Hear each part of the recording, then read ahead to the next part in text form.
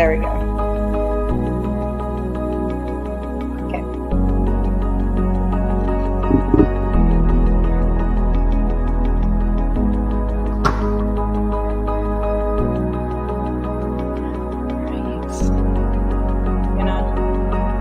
Give it a go. Okay. All right. Everything looks good so far. Thank you to everyone for joining us here in person and online for Art, Dysphoria, Euphoria. This artist panel is in collaboration with our current exhibition with TJ on display right now in our K's Community Gallery.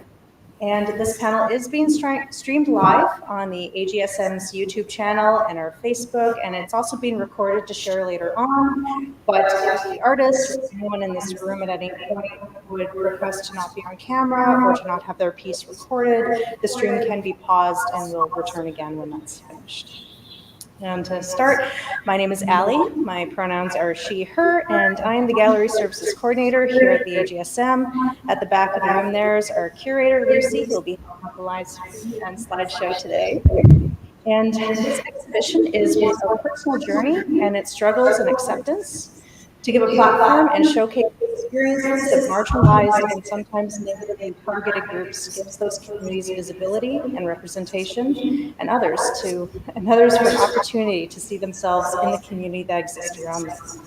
With mindfulness, we at the AGSM acknowledge and respect that this discussion is happening on Treaty 2 land and the unceded territory of the Dakota and the homeland of the Red River Métis. The AGSM is committed to playing an active role in Amended Future by uplifting and celebrating Indigenous expression. And these actions include the many Indigenous, queer, and Two-Spirit individuals that are part of this diverse population across Turtle Island. And there are grateful and inspired comments left by visitors that came to view TJ's exhibition, and they also include trans and two-spirit voices, acknowledging the shared experiences, challenges, and joys of being trans and queer, and what it means to feel seen and find solidarity in the world around you. So Dysphoria, the exhibition is up until next Saturday, August 10th. So if you're watching this online and have not had a chance to see it yet, you still have some time to come by. The AGSM is always free to visit. There's no admission cost. And before we start, we'll note that there might be some triggering topics discussed in this evening. Personal experiences, the gender dysphoria, medically transitioning. These are important discussions, but we realize that may not be for everyone. So if anyone feels the need to take a breather and take a step back, there is room in the back there in the painting studio behind us, where you can just go and decompress and return again when you're ready. And I'll repeat again, anyone can request to not be on camera or not have their time speaking recorded, and the stream will again be paused by Lucy at the back of the room. And for those watching online, please feel free to leave comments or questions responding to the panel, and we will check in and share those where we can. So I got some bios to introduce our panelists here. We have TJ at the end there. So TJ Southam, pronouns are they, them, lives in Brandon, Manitoba, and currently studies fine art at Brown University. They have been studying art since 2017 and have shown their work at a variety of group exhibitions, including the AGSM and Killarney Heritage Home for the Arts. They are a drawer, a storyteller, writer, and overall maker of things who prioritizes the exploration of identity in their work. They look forward to graduating with a Bachelor of Fine Arts in 2026. Thank you, TJ. And we have Marin Curtis. Pronouns are she and her. Marin Curtis is a visual artist and hails from the landscapes of Nora, Manitoba. She draws upon the tapestry of her intersex identity to weave narratives through art. Currently based in Brand, Manitoba, Curtis channels her unique life experiences into a diverse body of work that resonates with profound depth and introspection. A graduate of honors in drawing from Brown University, Curtis's artistic journey is deeply rooted in the exploration of self-discovery. Her work serves as a powerful testament to the fluidity of identity and the beauty found within the complexes of human existence. And also with us, we have Dr. Nora Wilson, pronouns she, her. Dr. Nora Wilson is an associate professor of low brass at Brown University. She has performed with several professional ensembles, including Winnipeg and Regina Symphony Orchestras, the Winnipeg Jazz Orchestra, and the Brandon Chamber Players.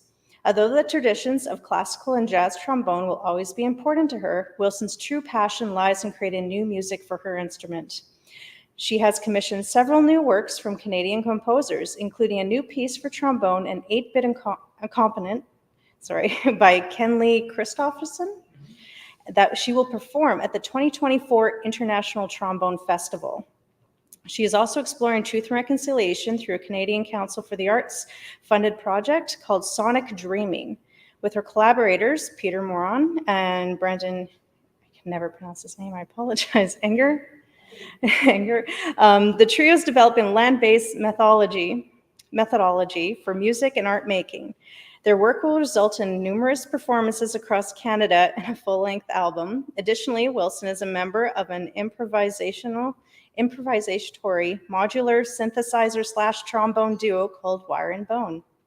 Although low brass performance is Wilson's primary research focus, gender diversity and inclusion has emerged as a personal and important area of research for her.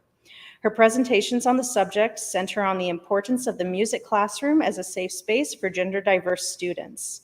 She has presented clinics at the Manitoba Music Educators Association Conference and the National Canadian Music Educators Association Conference. Thank you, Nora, for being here today. And finally, we have Koda, pronouns they, them. Koda is a vibrant Canadian vocalist, artist, and composer who completed their bachelor's degree in music performance and voice in 2022 and is now pursuing a master's in composition at Marin University. As a diverse performer, Koda's musical explorations can be described as eclectic and experimental, while their repertoire experience ranges from baroque to contemporary. Thank you. There's a lot of resume here for everyone. Their compensational works and vocal performances focus on contemporary techniques and the use of multimedia to explore topics of queer identity, nature, spirituality, mythology, and connectivity.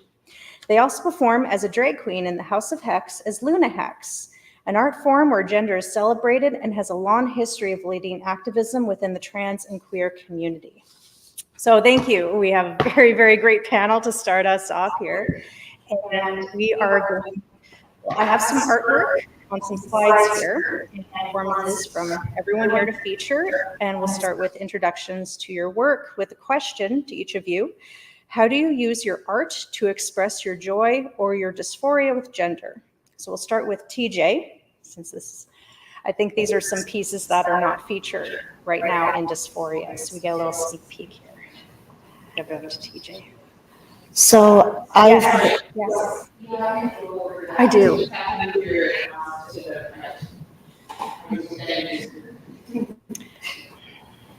Don't see it on my, oh, way over here.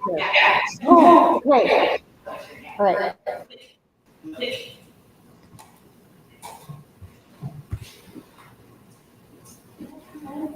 Yeah, we'll figure this out. Everything's fine, no worries.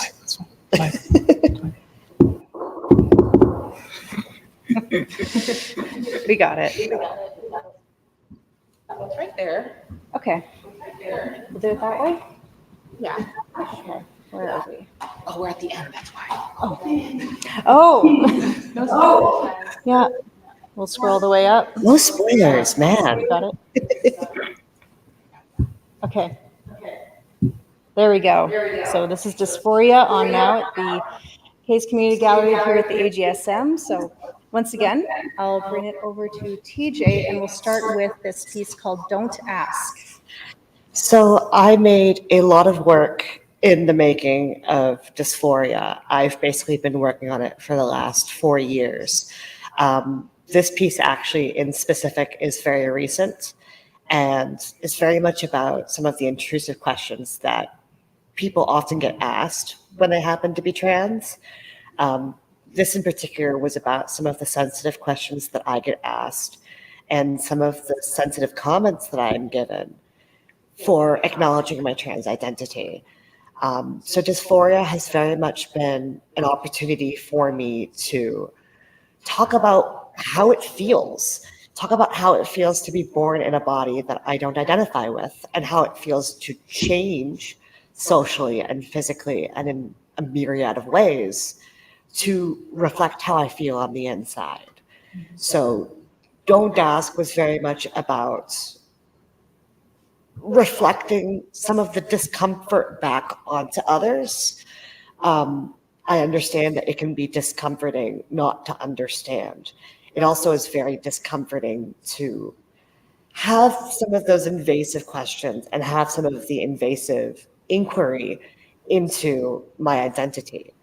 And then actually, I made another piece that didn't make it into the show, which I believe is called Butcher's Pick. Yes, we have that one lined up here next. Yes. And it's a very delicate piece, and it's a very difficult piece to talk about. And it was drawn in a time where I was feeling way worse about myself than I do now. And a lot of that had to do with just not feeling comfortable in the body that I grew up in. Obviously, things have changed, and I feel so much better than I did before. But dysphoria became an outlet for me to describe my feelings about my identity and my personality, not just in terms of my gender, but also in the rest of me. Mm-hmm. Thank you. Okay, next we have Gaze, Marin Curtis. I think this is an older installation. It was also featured here at the art gallery on occasion. Oh, wow, that's an old picture. So question is, how do you use your art to express your joy or your dysphoria with gender? And I think this piece in particular, Gaze, you had for an exhibition called In Transition? Right. Yes. That was my my thesis exhibition I did for my degree at Brown University. So like it involved using my art as an outlet because I experienced a lot of emotions. Like I had to like learn to have emotions and like what to do with them, and that was very confusing for me at the time. So like trying to figure out what to do with that, and then like experiencing a lot of strange things like TJ had just mentioned, where you're perceived differently or people treat you differently, and there was a lot to unpack. I really like kept finding layers of trauma or like things I didn't want to confront, and then that all ended up just going into the art. There was not a lot of joy depicted in the end. So currently right now I'm working on a new exhibition, Terraforming Olympus, where we're telling different stories. So the story that I'm working on right now is an artist who goes to Mars as a corporate employee, but then like finding that even though we're 100 years in the future, we're still finding traditional gender roles being reinforced. And it seems like to me, everything is 2 steps forward, 1 step back lately. So this was really part of it. The Gazes was like how I was perceived, how that changed. And then I wanted to send my look back at the viewer. I wanted to like confront the viewer with me looking at them as I was disassembling and reassembling myself. So that's what that piece is about. And that picture was taken for the paper. Yeah. Wow. There we go. And we have another piece. I think it might have been from the same exhibition, Her Heart. Oh, yep. Yeah. For sure. So that was about like just being misgendered, like every little bit of like physical pain that I felt about like any word used to describe me that wasn't what resonated with me. I wanted to have a bunch of like weapons and like stabbing instruments in it because it was quite big. It was like 2 feet and 2 feet high in the end, but I was told that we couldn't have a bunch of weapons in the gallery, which makes sense in the end. So it just ended up being a bunch of like bamboo skewers with "Sir" written on the end of all of them. And yeah, it ended up kind of like being a central piece for that exhibition. It just kind of ended up being in the middle of it, and I spent a lot of time on it, and yeah, it ended up being quite powerful. Well, even it seemed to resonate with a lot of the panel here as you were just Oh, speaking yeah. as well. For sure.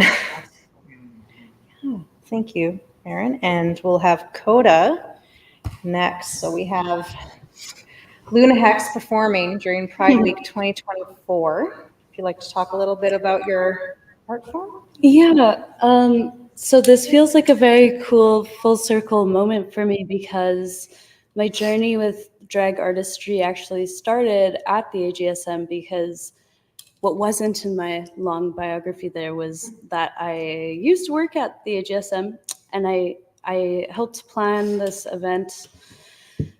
And it all started when this woman told me that for as long as she's lived in Brandon, the AGSM has been one of the only consistently safe spaces for queer people in Brandon.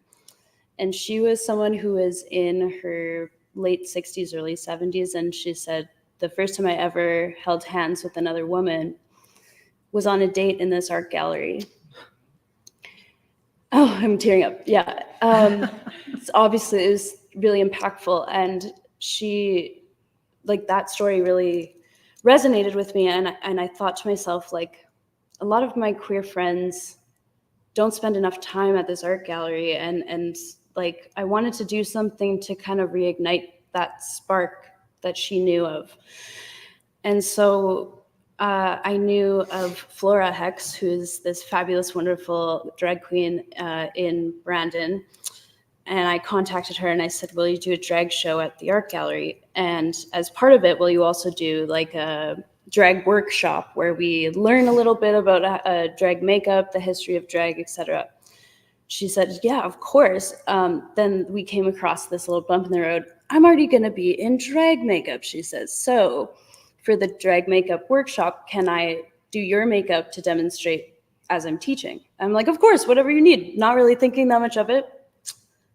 And then when that makeup was on and that wig was on, this persona just came out of me. And it was everything that I am as a gender fluid person. It was the hyper femininity within me. It was the exploration of like over the top and exaggerated and fun.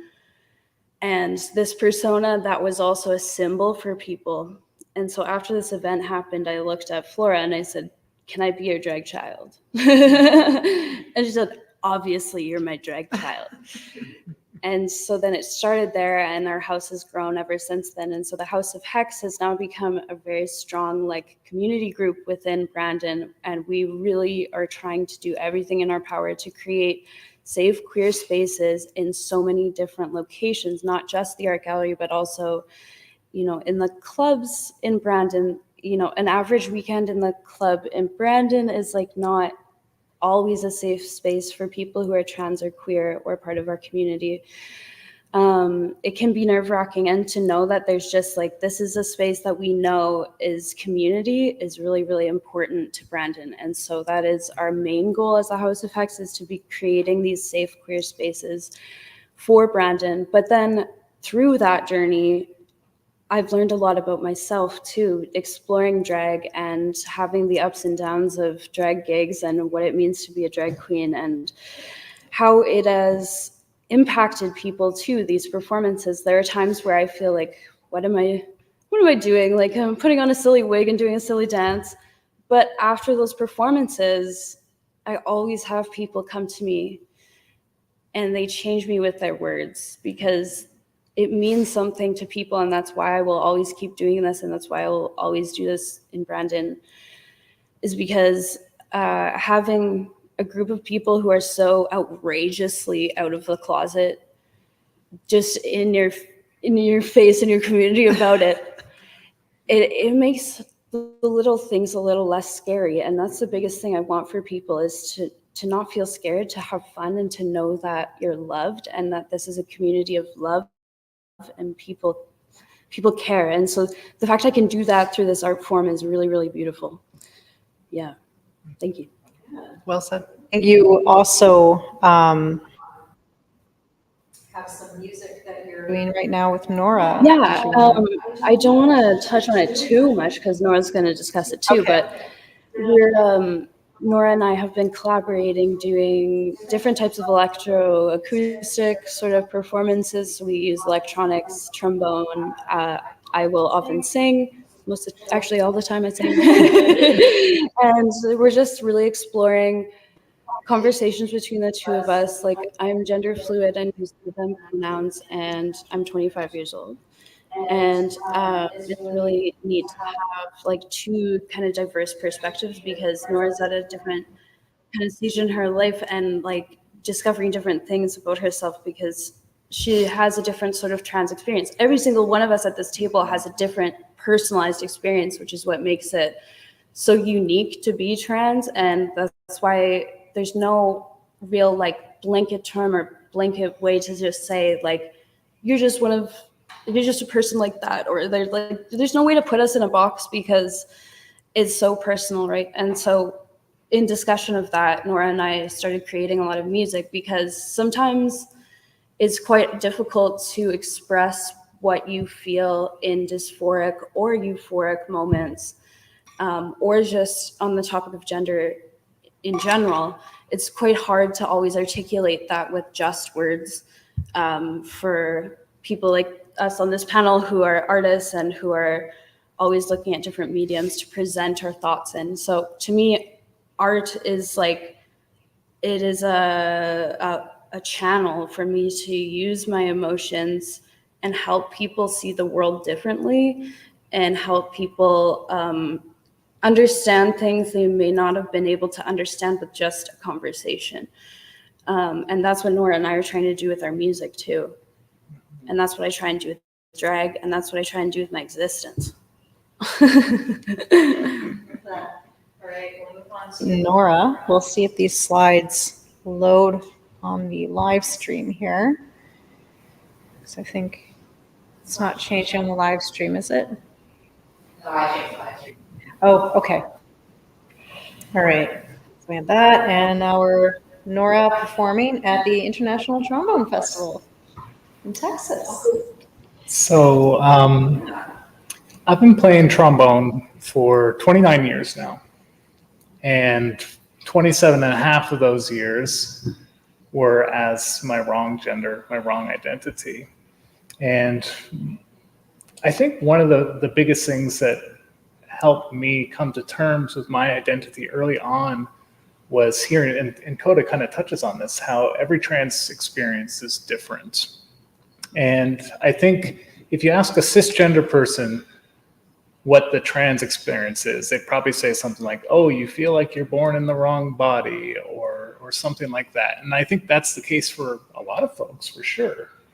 For me, I grew up in the shadow of the AIDS epidemic and everything in the 80s and 90s, when just talking about being gay was very frowned upon and just shunned. And, even though as a kid, you receive those messages. You receive those messages from other kids at the playground, through movies, through TV shows, everywhere. And all those messages taught me that I should be ashamed of being different. And I didn't know how I was different. I didn't know what a trans person was when I was a kid, besides just the occasional kind of depiction I would see on television or in movies. And in those cases, it was never positive. And me just being this lonely kid that wants to fit in, it caused me to be very insular. And over the years, I just was filled with shame about myself for reasons I just didn't even know. And when that happens, that channels itself into different places. It channels itself into addiction. It channels itself into body image issues. And I have both. And it's always just seems to be like a miracle to me that I was able to actually achieve stuff in life. And I owe that a lot to the people around me. I've had tons of supports around me, but it's also like, since coming out and transitioning and living as myself, it's also made me realize how much privilege I've had growing up. I grew up in a household that firmly middle class. They could afford to give me opportunities to get better at the trombone and everything. My parents were both together. Obviously, I'm white, and I was growing up as a white man, and that affords itself certain privileges. And I get to the point that I transition, and a lot of those privileges don't go away. So I feel this incredible urge now that to help others who have not had the privileges that I had growing up and going out and whatnot, because there's like so many brilliant trans people and gender diverse people out there that just don't ever get a shot because they're in the wrong situation by no fault of their own. And so like that hangs with me a lot. That hangs with me a lot with all this. But in speaking to this performance at the International Trombone Festival, I've been around the scene for a long time. I've known people in the trombone community for forever, and I would never say I was like a big presence there, but like, I knew some people and whatnot.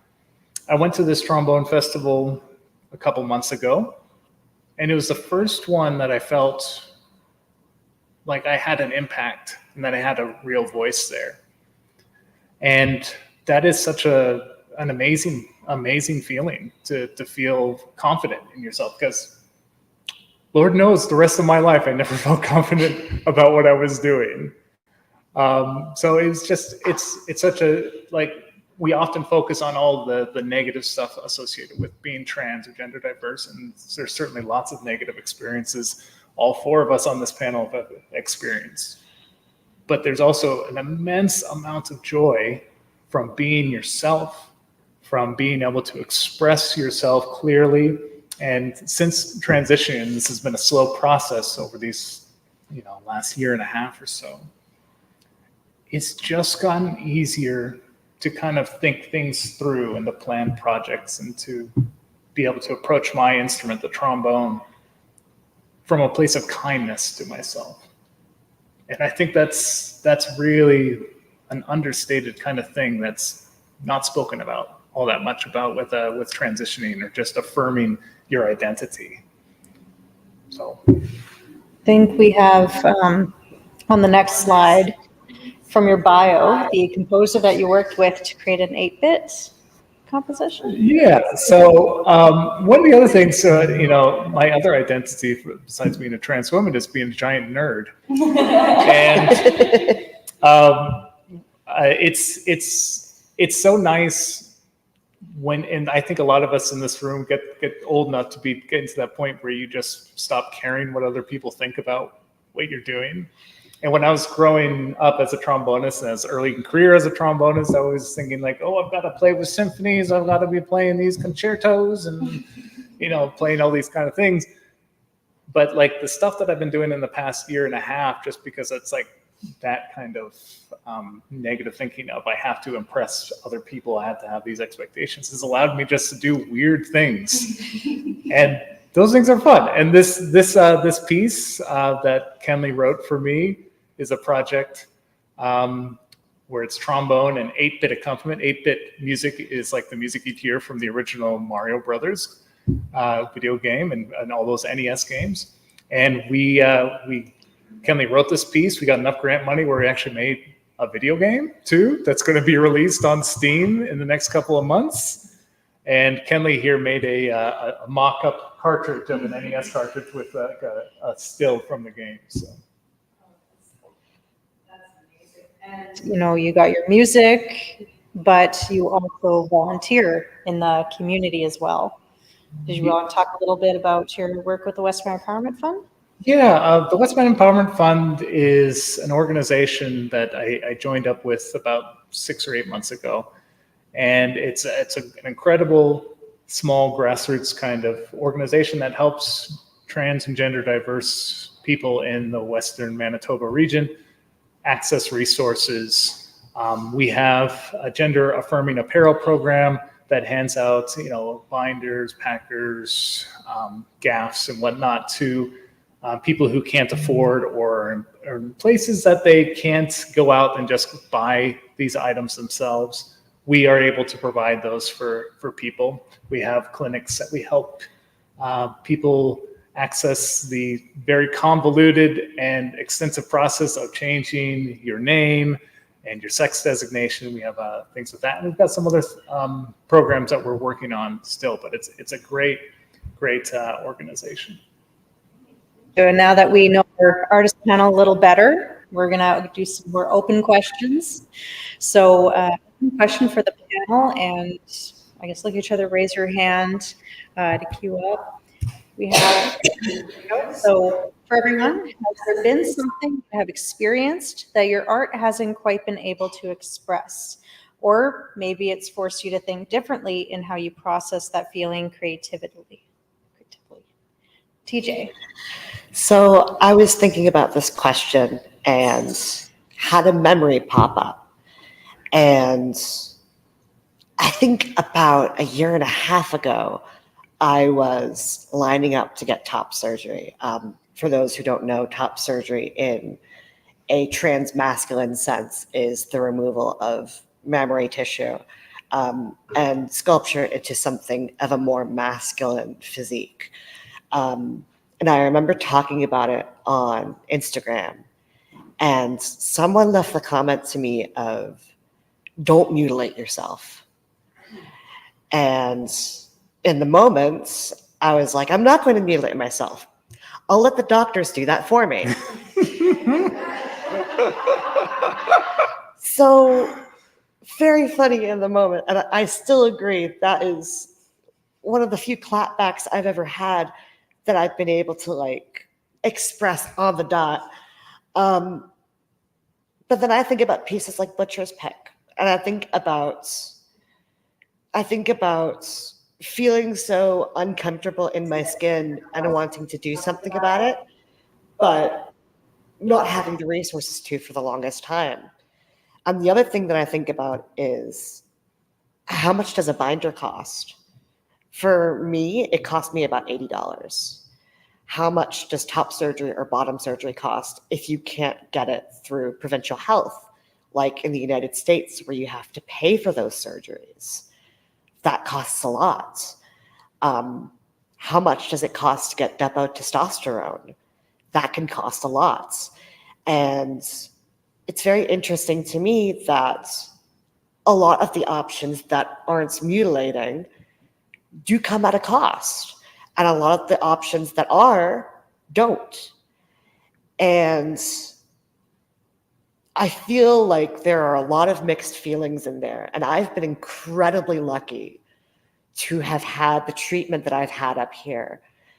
But I've also recognized that I grew up in the States. If I had remained in the United States, I would not have had the opportunities to transition like I did up here. Mm-hmm. And the idea of mutilation and the idea of, you know, what lengths do you go to change your body to be comfortable? Is that a mutilation that we take upon ourselves because we feel we need to, for our own selves, for society's sake, for culture's sake? I think there is a rabbit hole that goes down there that I haven't quite finished investigating. But I think it's a question that I'm going to be asking myself for a long time. So getting back to the original question of, is there something that I feel like my art has not been able to capture? It's those deeper questions. I can only describe my own transitional journey. And that's the goal of Dysphoria, is to describe my journey in transition. But these larger questions, I'm not sure I can answer, at least not alone.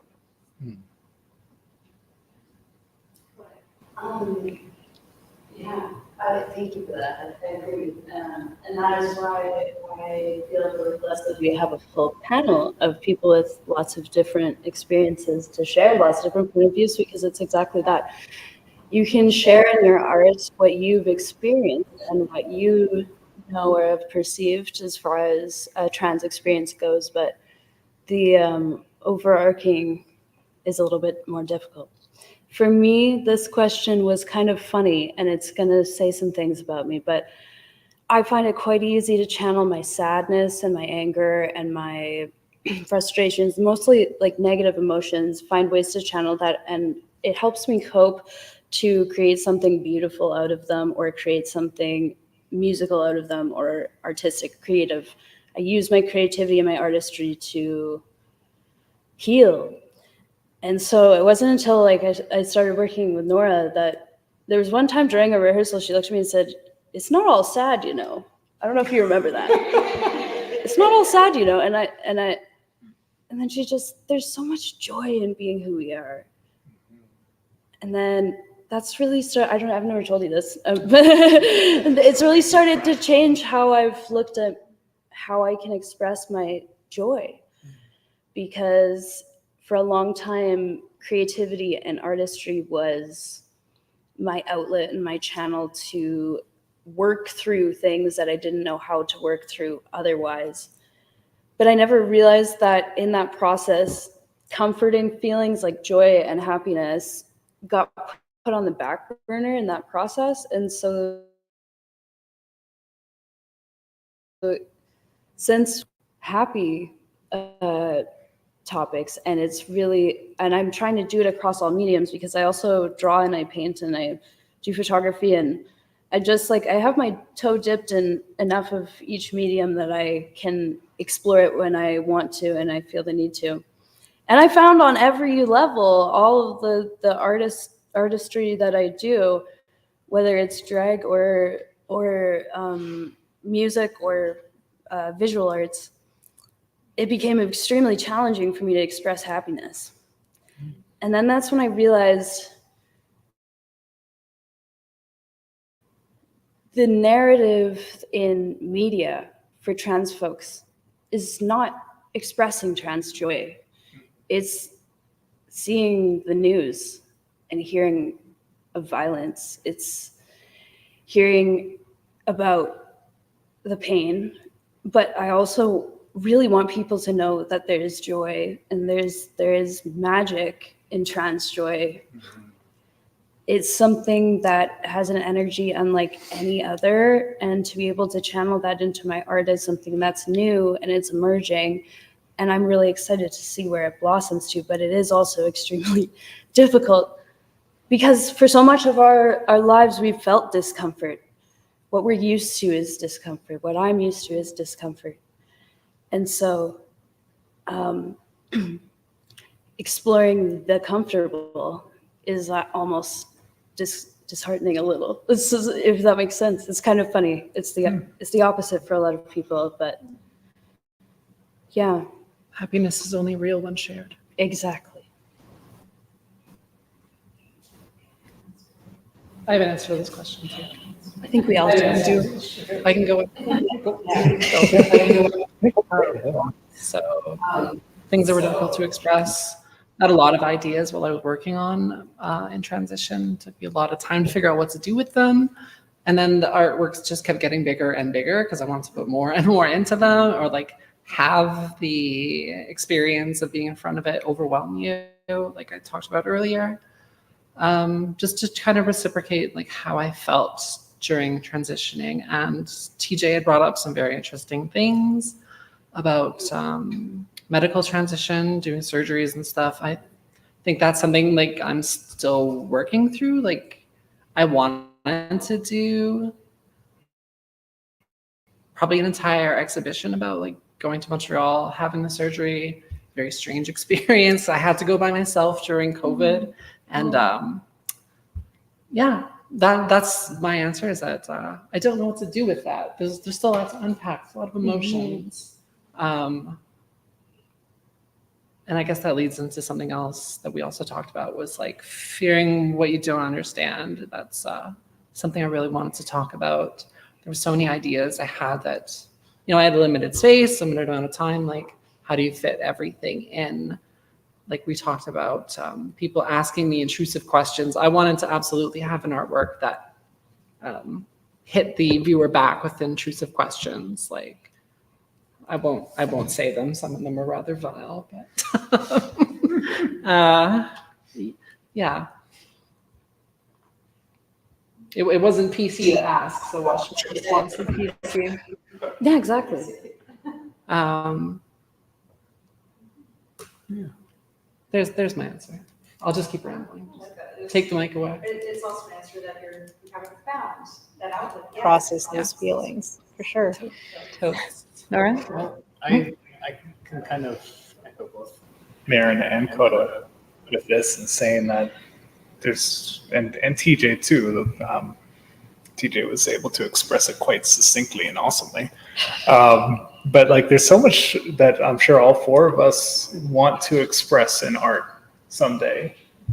I felt over the past, 16, 18 months, however long it's been since I came out to myself, that my creative fire surrounding my transition and my gender identity, the very first was very, very small. It was just barely an ember, that fire. And it was just a struggle to keep that thing alive. And just like the tiniest little breeze from somebody misgendering me or just a negative experience would knock that thing out really quick. And over time, I've grown stronger and I've had support, and I've been in situations like with my performing ensemble here with Koda that has given me a safe space, some shelter for that fire to start to get a little bit bigger. And when that starts to happen, then it's like you can see more of your surroundings. You can see more of the things that you want to do. And I've been, since the very beginning of my transition, trying to think about I need to tell my story. I need to tell my story because as a really smart, way smarter than me, queer filmmaker and poet Michael V. Smith told me one time when I saw him at Brandon here in December, he said that queer stories need to be told. So that statement has hung out in my head the entire time. So it's like the thing that I want to be able to express is to be able to tell my story, because my story, just as everybody else on this panel, is different. But I know that there's probably people out in this world that would have similar kind of experiences to me, or might be just at the very beginning of that, or don't even know that they're right at the beginning of that. So I hope that I get enough time to be able to tell that story, tell my story. Thank you guys so much for those very insightful answers. We'll take a little turn at the next question, and some of this was touched on already. But recently, the Rainbow Railroad released its statistics from 2023 about where the most requests for help from at-risk LGBTQ plus people are coming from, with the United States listed as third, just after Pakistan and Afghanistan. So as a panel of gender diverse individuals, what are your feelings on the current state of 2S LGBTQA plus topics, in particular those that are transgender? And I do know that Nora and TJ are both from the States. They could probably speak to some experience. TJ's got their hand up already. Okay, TJ can. The States? Just in general, it has been affecting here in Canada. I mean, last year we had a large book ban discussion that really centered around LGBTQ topics, but just, I guess, a general open question on your viewpoint here. Yeah. I gotta admit, I'm pretty terrified. I moved here 10 years ago for very good reasons. University was one of them. Needing to get out of the US was not one that I was anticipating would be such an important reason. I grew up in a conservative area. And when I say conservative, I don't mean conservative like Brandon is conservative. I mean conservative as in I was bullied for being even the suggestion that I could be bisexual or a lesbian back before I knew that I was trans. My teachers didn't even know how to talk about it. And then 10 years pass, you go through one terrifying president after another, I'm not going to name names. I think we We all all know know who you're talking if we're all about. here. And from my perspective, things seem to be getting worse. But we've also had a lot of victories that I think we need to acknowledge. Manitoba legislation has made it easier for trans and queer individuals up here in the province to transition. That is recent news. It's very exciting. And I don't want to ignore that we're getting positive news like that all the time. Things are in small doses getting better. It's also very difficult to look at the US and even the Biden administration was not for gender affirming care for youths. And then you look at the UK and they had the CAS reports that came out very recently. And you want to be positive, but you have to also understand, I think a lot of us are terrified. And I don't know if it will get better before it gets worse.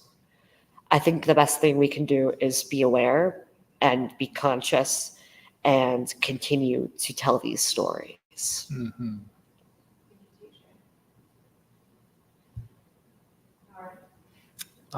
As also someone who comes from the States, every time I go back down there, and I'm about to go back down there in a few days, but every time I go back down there, I worry. I get like, I'm afraid. And I think the last time I went down there was just to go pick up some paperwork from somebody in North Dakota that had to be like in person and everything. But I had to drive in North Dakota for 4 or 5 hours. And about halfway through the trip, I think to myself, gosh, I could really need to go to the bathroom. I'm in the middle of North Dakota.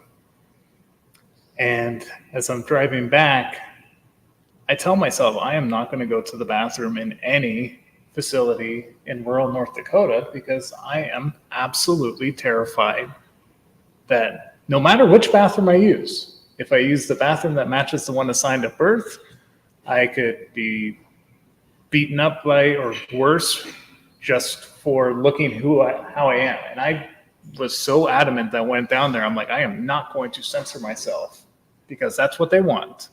They want us to hide by going to the bathroom that I feel I should be going into, which is the women's bathroom. This could be the same thing. I come outside and there could be 4 big men just like wanting to beat me up. It's not as much, well, actually, the laws and all the stuff that they're trying to pass are horrendous and terrible. It's the culture of violence that they create through putting that legislation even on the table. And that every time I talk to somebody from the States who says, well, you know, of the 500 some bills that are out and around the States, you know, only a small percentage of them are actually passed. It doesn't matter. It doesn't matter if none of them pass. You are telling people that it is okay to hate. You're telling people that it is okay to hurt. And you're telling people that it's okay to be ignorant about something that there is so much evidence about, that there's so much truth that is being told by people like us. And if people just listen, and we're not trying to change who they are. We're not trying to tell people they can't be Christian. We're not trying to tell people what they can or can't believe necessarily. It's like if your beliefs tell you that you need to hurt somebody else or somebody is less valid than you, that they deserve to have violence inflicted upon them, that is not a real belief. That is certainly not something that you can believe as some sort of religious value. And that's what I find most frustrating with the current state of 2S LGBTQIA plus issues. It's not just all the direct stuff. It's just like the need for people to actually listen. I think that's really, really well put. Okay. I am not afraid or terrified. I am just angry. And I think I'll spend the rest of my life angry about this because it doesn't matter what age you are. It doesn't matter what you've lived or what experiences you've had if you're trans or if you're queer. The political climate, the way that it's changing and the way that it's changing rapidly in the wrong directions is making it so that it's not safe for me to be a human being. And that makes me angry because I'm very protective of the people in this community because they have helped me see things clearly. The people in this community are the reason that I can do drag. They're the reason that I have a platform to explore queer music. They are the reason I do all of this, and those people are put into danger, and that makes me angry. And I will always combat this violence, not with more violence, but with art. And I will never stop creating things to help change people's minds, to help them see from my eyes, to help them understand and listen. That was what Nora said. The hardest part of all this and what frustrates me the most and what scares a lot of trans folks and what makes me angry is that no one will listen to me no matter how loud I scream. That's what it feels like quite often. When you see these bills potentially passed, when you see this state is passing a new law, or you see what Trump has planned, or what you see in politics, it's disheartening and it angers me because at the end of the day, all we're asking for as a community is to be safe and live a life of love. And really, 99.9% of the time, we want to keep to ourselves. I promise you that. And it's really, really making my blood boil more and more. So I think part of expressing trans, like going back to one of our questions before, why it was difficult for me to express happiness is because this feels overbearing, these politics, these things. Every time I turn on the news, every time I turn on my phone, I'm faced with the danger of existing as who I am. And that can be really disheartening very quickly. So yeah, I would say I'm never going to stop creating and I'm never going to stop being angry. And it's okay to be angry.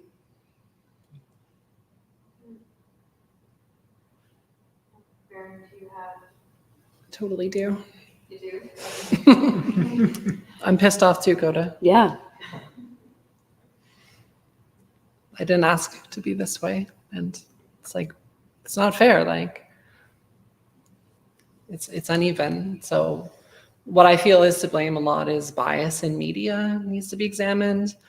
Like reporting that agendas exist and that bathrooms are predatory environments. Like Nora spoke about the danger of the bathroom. Like, just want to pee, dude. Like, it's also been said that looking for someone or something to hate often unites people. And I feel like that's being used a lot. Like people are just becoming united in hatred.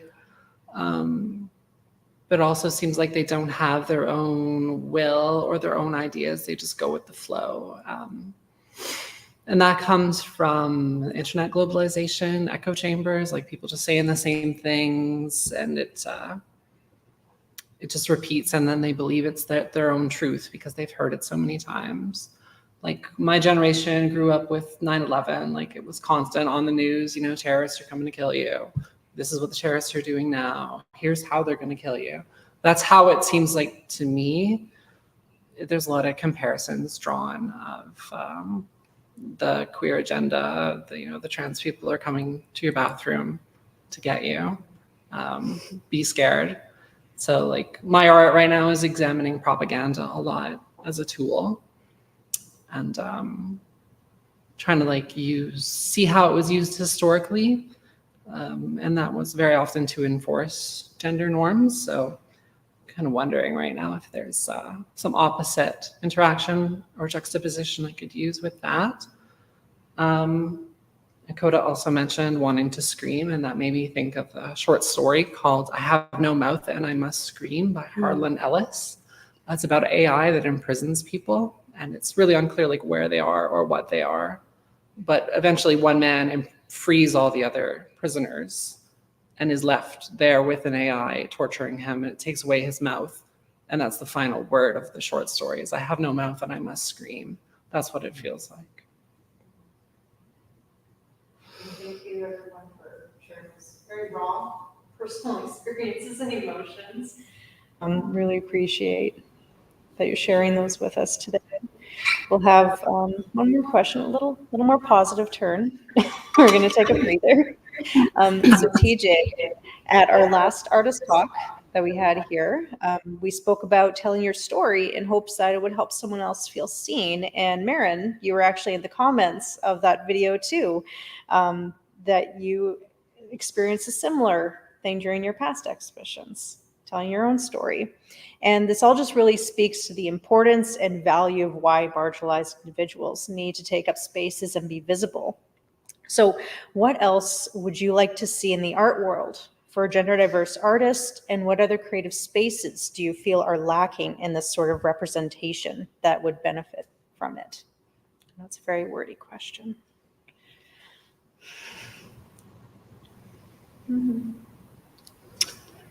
Honest, I can go Who's whenever. going Does it first? matter? we all have something to say, I think. And the more people say, the more I want to say. You go first then. I'll go first. All right, cool. Yeah, I'll be the feed this time. So what creative spaces are lacking in representation? So I find that this kind of fits with the previous topic. I would pick like movies and like commonly consumed art. So it started to be like looking like things were becoming forward thinking, but then very quickly going back to pre-existing tropes, lesbian relationship, one of them dies, but it's forbidden, and then it's forgotten, it's completely secret, and then they were roommates. And some then like others not so much. So like why, for example, are cis het men playing trans women? Like I could credit Eddie Redmayne and Jared Leto saying they did a good job and like they were brave for exploring their own gender spectrum, but I don't think it should be necessary. Like trans people should be telling trans stories. And it made me think of, they did a really awful live action remake of the Ghost in the Shell movie. But people were angry because Scarlett Johansson, a famously white person, was playing a Japanese character, telling a Japanese story, and people were upset about that. So the movie got changed. It made it way worse, but it's the same instance of like, we should be able to tell our own stories, and they should be original and without trope. Or truthful representation. So it's, Yes. And then I guess the other example you could talk about would be like famous portrayals of trans people. So like Silence of the Lambs is often touted as one of the greatest movies ever made, but it's that was what I grew up thinking that was happening. I'm Buffalo Bill. That's what I grew up with. So yeah. It's more honest representation. Yeah, or the other one, the one I don't know much about. That's another similar representation. Yeah. The trans person is a psycho murderer. But then they're taking from stories that actually existed, like Buffalo Bill is based off a real guy named Ed Gein. Like it was a dude. A dude did that stuff. So like, Using that trope to continue that stereotype in public perception. It's very monsters. Yeah. Come into your bathroom. Get ready. Is there any other creative media that you think deserves better representation? I'll let the other panelists answer. This reminds me of a story of someone who's close to me who's very successful in like the bluegrass and country scene in Canada. And I'll leave names out of it for safety reasons, as he'll tell as this story goes on. I asked him once, why do you never write love songs about men? Like, I know you're interested in men. And he said, oh, I can list off 10 of them to you right now. It's just when I perform them, I change the gender. And I said, why do you do that? And he said, if I performed a song the way it was originally written at some of these venues, I would get off that stage and get very harassed. I would be beaten. It's not safe. He was like, a beating would be the least problematic scenario there. And so I think there are certain scenes in music where I've noticed that scenes like new music and contemporary kind of stuff, which is a lot of what Nora and I explore, is a very safe space for queer people. Those audiences are often more open-minded, and if not that, they're like a little loopy to be listening to the experimental kind of stuff, you know, in a good way. I mean that well. But then there are other sorts of traditions that we see in music where they're run by old boys club. Like, I'm sure Nora can speak on being a low brass player. It's a different world. So bluegrass and like country music in Canada is one of those things. And there are some country artists who are being openly queer, and it's really hard for them to get signed on or get the recognition that they deserve. There's like so many fantastic musicians out there. And so it frustrates me that one of my friends who is successful because he has to not show his full truth. I want a world where we don't think twice or don't even have to have discussions about what gender is in that song. Because to me, I feel like there's two sides to this at this point. There's one side where people are going overboard of representation in a way that feels performative. And then there's a side of the dangers and the oppression and the lack of opportunity within the arts. And this goes for any medium of art. So what I mean by over-representation is that it feels like it's there. I joked once that I put it on my bucket list to be the token gay on the news because, and I want you to know that I did that. It's checked off my bucket list. Anyways, so in this scenario where I was the token gay on the news, I gave this huge interview to this reporter. We were talking for maybe 2 hours, and you know what they used in the actual clip? It was, my name's Koda. I'm queer and gender fluid, and it's not so black and white. And then B-roll to me just doing random stuff, and never used a single other audio clip of me. Even though I was saying completely like a lot of educational things, I was sharing all these trans experiences, but I was the token gay on the news. So I will say that not all representation is good representation, even if it seems like it, because there are better ways for people to share stories. Like something like this to me that the art gallery is putting on. Thank you for doing this, because this is what we mean by trans people telling trans stories, or queer people sharing queer stories, or just our community having a voice or a platform, is like being able to just openly talk on a discussion panel, or having a trans actor play a trans role, or having like these sorts of representation make sense and be appropriate, rather than rainbow washing or doing things that make it seem like you're there for the gays, but we all know that at the end of June, does it really matter to you? You know what I mean? So I'd like to see a balance come into play where it's not as much a discussion is needed, because people are educated about these things. They have access to resources. They have ways to understand what's going on in our world and how people are being more open and living this way. And it's not going to change, because trans people have always existed and we will always exist.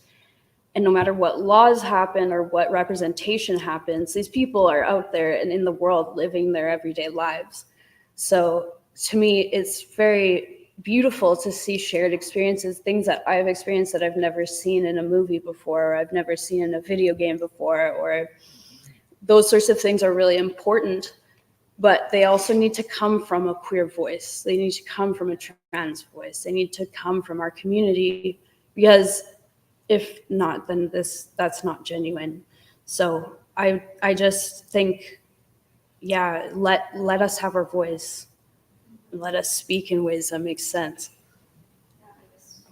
Or did you want to elaborate more? Yeah, on I'll what was piggyback. mentioned? I'll piggyback on that for sure. Just all too often, our stories are told through a cisgender heterosexual lens, and that is not to diminish any great stories that involve cisgender heterosexual people. Like, I have plenty of movies that I love, plenty of books that I love, plenty of comics that I love that are about that experience. But when somebody who is trans or gender diverse or gay or anything, or a person of color or an indigenous person is depicted from the patriarchal kind of lens, or a cisgender kind of lens, or whatever, it always rings false. It always rings false. Even if it's as Koda was saying, even when they're trying to be good, it often rings false because it's just way over the top, or just not written in a way that a character would be believable in that case. And the answer is simple. In my eyes, the answer is simple to fixing this kind of thing. Involve more people of diverse populations. If you're wanting to tell a story about the trans experience, you get a trans person to tell that story. End of sentence. And I get just like thinking about all of these comments that are going around about Kamala Harris, about being the DEI candidate and all that. It's a very similar kind of thing too, because, and I've been told this straight to my face, and I've certainly heard it many other times too. We are often painted as, oh, you just don't have enough experience, or this person is a genius. They should have all the opportunities, because we are always put through that lens, that examination of that heteronormative kind of lens. We're always evaluated through that, when there's just different ways of doing things. I think back to when I was growing up, and I mentioned this before, like seeing the stuff on the media about it, about trans experiences, or just trans representation. If I had just seen more trans people just being people, like, not every story that involves a trans person has to be about their trans experience. It could be a trans person going to buy a freaking muffin, Representation. Yes. It's always a French bread. Oh yes, but it's like we were saying before. Everybody thinks it's all tragedy. Everything thinks it's all pain and whatnot. And it's always the comment, and we were joking about this before, the "you're so brave" comments. And I know it's coming from a good place. Can't we just be people? Like, it should be a normal thing. Let's normalize this, because trans people are not going away. No matter how much you try to legislate them or eradicate them, we're not going anywhere. We're going to be there. Just let us be ourselves, and like in artistic kind of endeavors, let trans people be represented as people. Or if we are telling a trans story, let trans people tell those trans stories.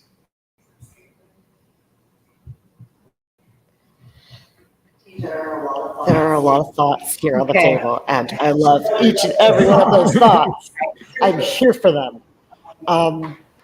So, having put on this exhibition, Dysphoria, and coming out of it on the other side, I sort of made the decision that I was done talking about gender to some extent, at least on a personal level. And the reason I decided that is because I have so much to give.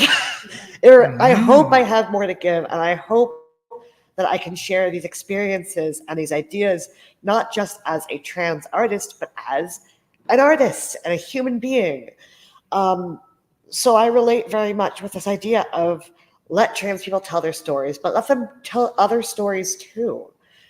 I think it's crucial that trans people be seen as human, because we are. Like, bathrooms and politics and all of that, when we talk about all of that, we are ultimately just human. So let's talk about our human experiences. As for what I actually prepared for this question, listen, we have a great panel here and we got too many ideas. What I really want to see more in media is trans creators, trans artists, trans music writers, trans songwriters. Those are the same thing. Trans filmmakers, trans athletes. The Olympics is going on right now. Are there any trans people in it?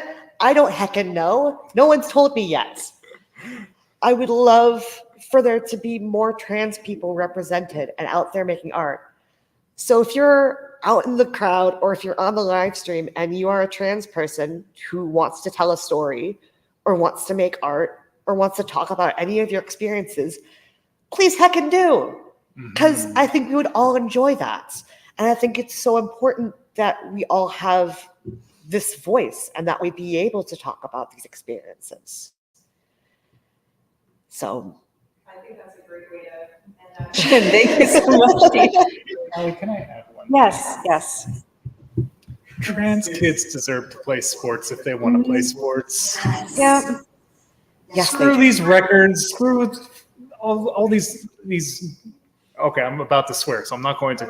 But like trans kids, trans people deserve to play sports if that's what speaks to them. Playing the trombone spoke to me, and I was able to do that. But not everybody's going to find that kind of genuine kind of reflection of themselves through music or art. If you want to, be an awesome basketball player, they should be given an opportunity to do so. Being given that opportunity. And also being able to see other people that represent them in those spaces.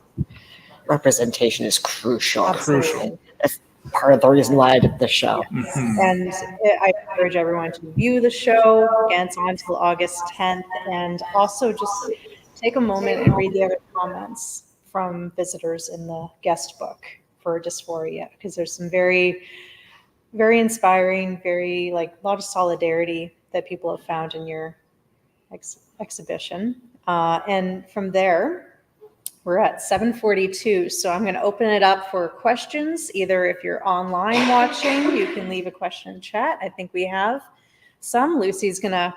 We do have some, but so Yes. benefit to the audience, I'm going to call on Marin and pop her up on the screen and you beat that Okay. one. So we're going to start with Travis. You do Travis. Okay. Oh, is it your screen or this screen? Let's get in here. Oh, there we go. Perfect. Okay. There we go. All right, and I'm going to quickly grab Another piece of art that stands out to tell a story on this subject. So the question is, do you have any particular piece of art that stands out to you for telling a story on this subject?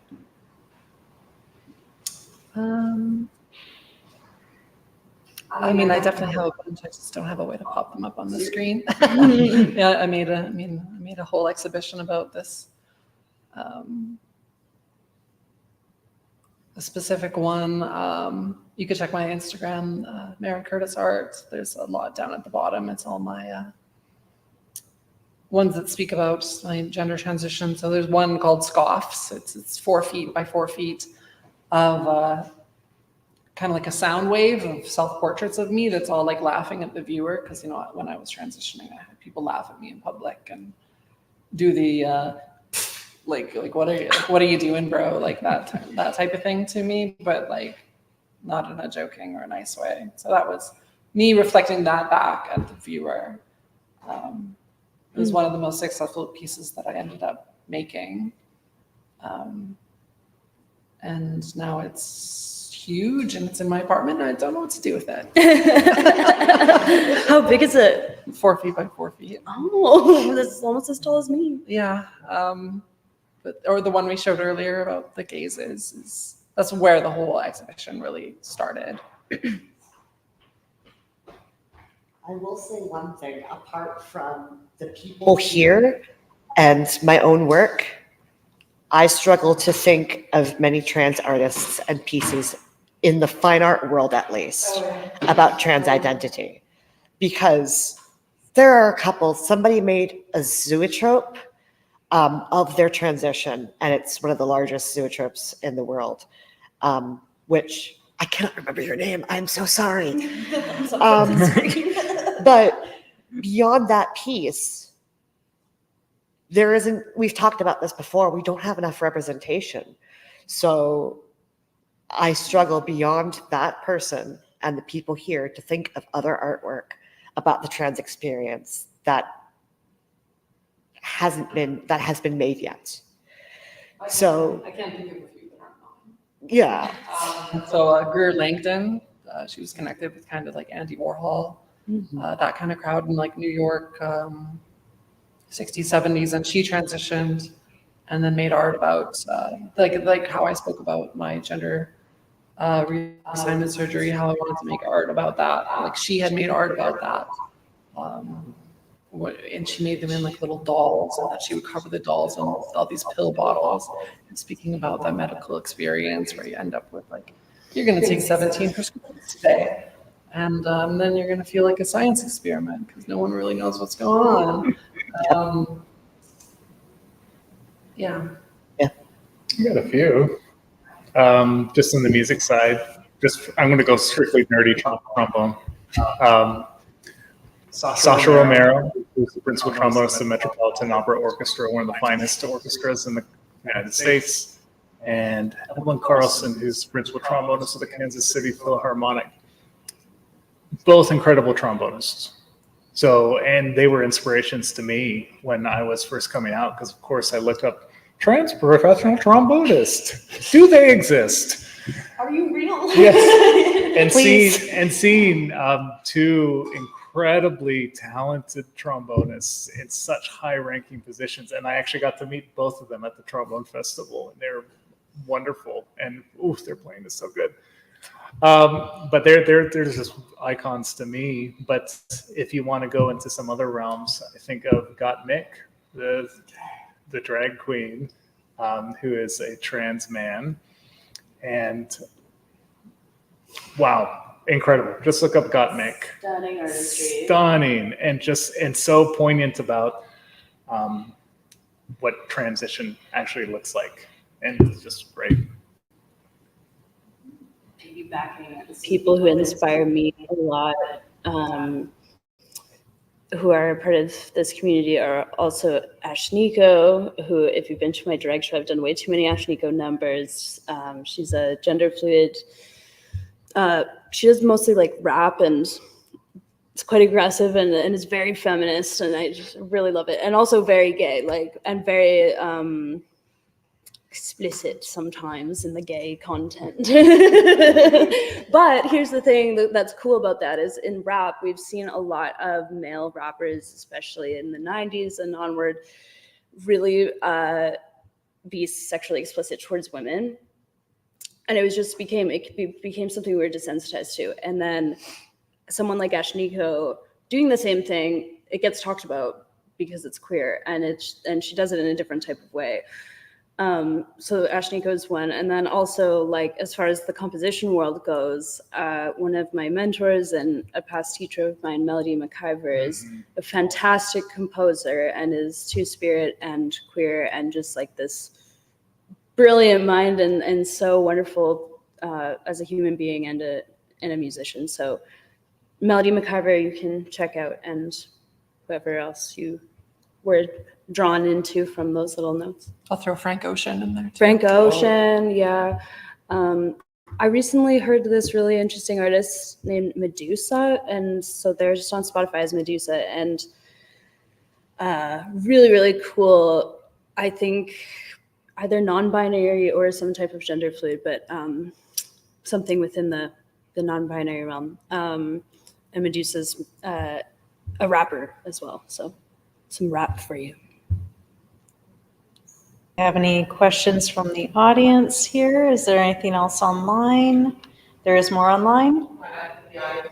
Okay. Oh. I can read Melody's question. Okay. So a question for all. Do you currently or have plans to work with the idea of futurisms in your work? I know Marin and TJ have worked a lot with their present.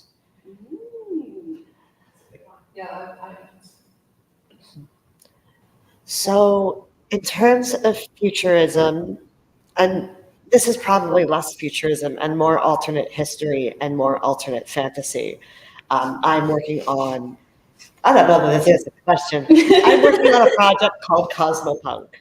And it is essentially a story where in World War II and in the Manhattan Project, the atmosphere ignites, leaving this nighttime cosmic sky.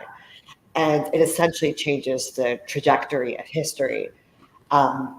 And a lot of what I'm doing with that is very queer.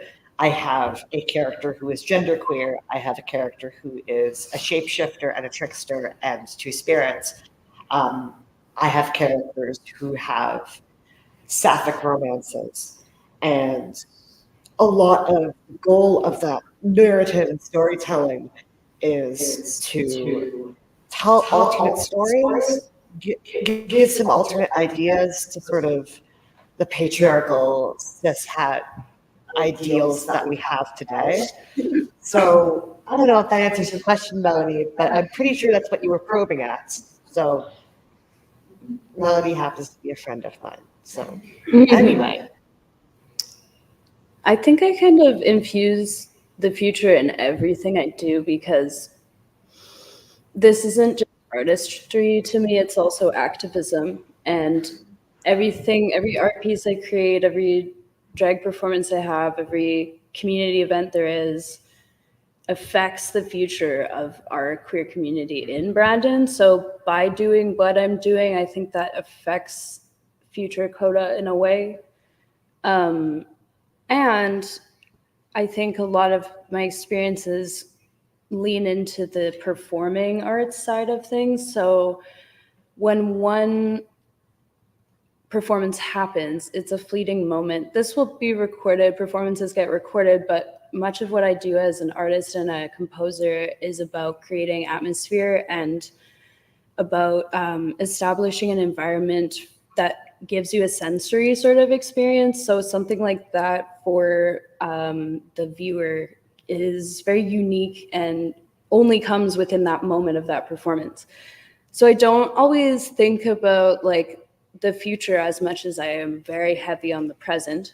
But I know when I put in the effort towards creating something amazing or beautiful or emotional or telling my story in that present moment, I know that it'll be a future, like it all ties together, the future and the present to me when it comes to this topic.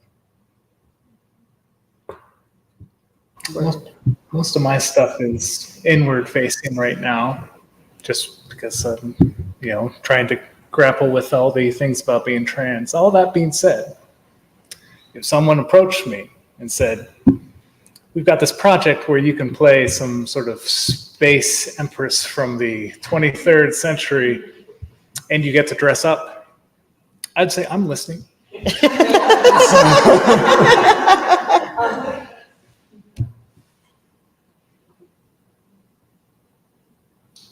I think like fashion wise, it's really interesting too to think about futurism. There have been times in my drag where, like, if we're being a little more fun about the topic, like the cyberpunk and sort of robotic side of things has come into play with some of my looks. I've had looks that light up and stuff, and like I've had I had this cyberpunk fairy look that I sewed myself, and it had all these chains and stuff on it, and I built this pair of wings that lit up, and it was really cool. So that was a futuristic one for me, was that cyberpunk fairy. It's on my Instagram, Luna Hex. So I'm going to put a comment from Len and then a question for one who wants to read it. I'll read it.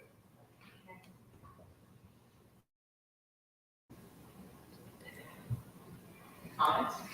So Wen says, when people ask me how I identify, I answer, me, with an exclamation point. Yeah?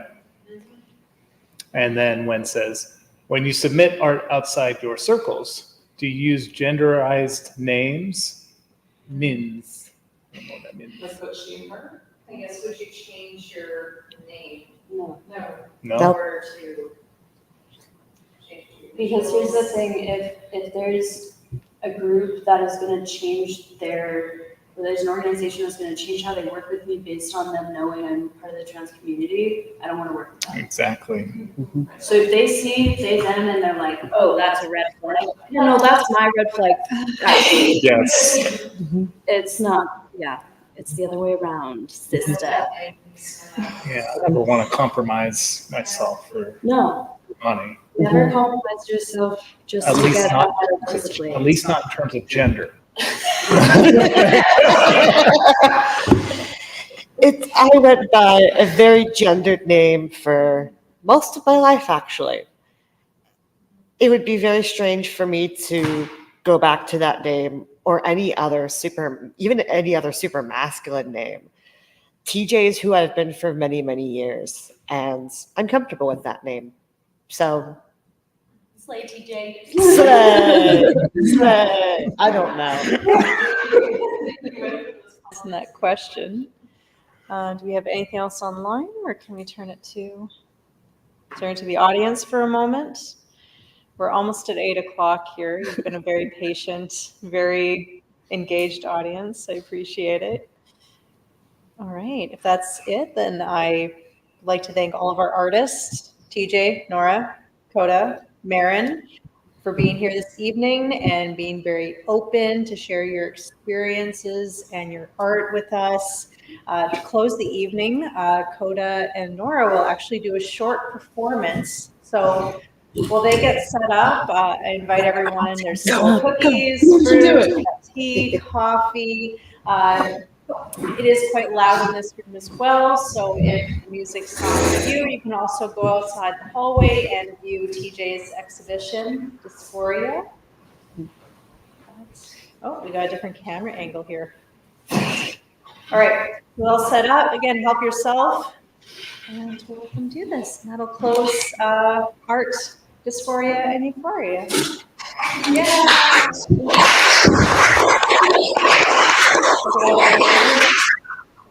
I think I need to mute the mic on this one. Oh, perfect. Okay, got it.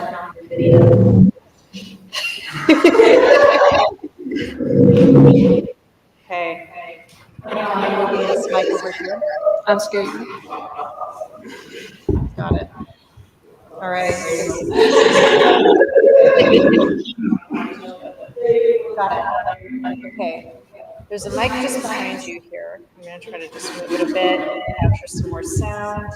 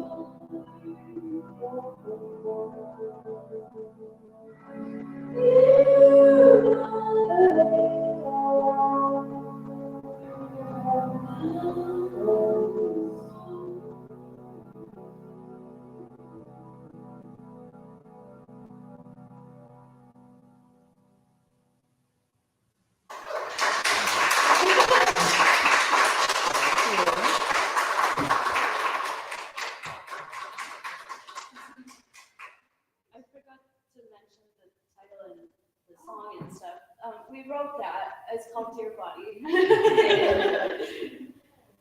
I just made it like yesterday. I think we'll wrap up the stream. But yeah, again, feel free. Our gallery is open till 9 tonight. If you want to go check out Dysphoria and have some more cookies.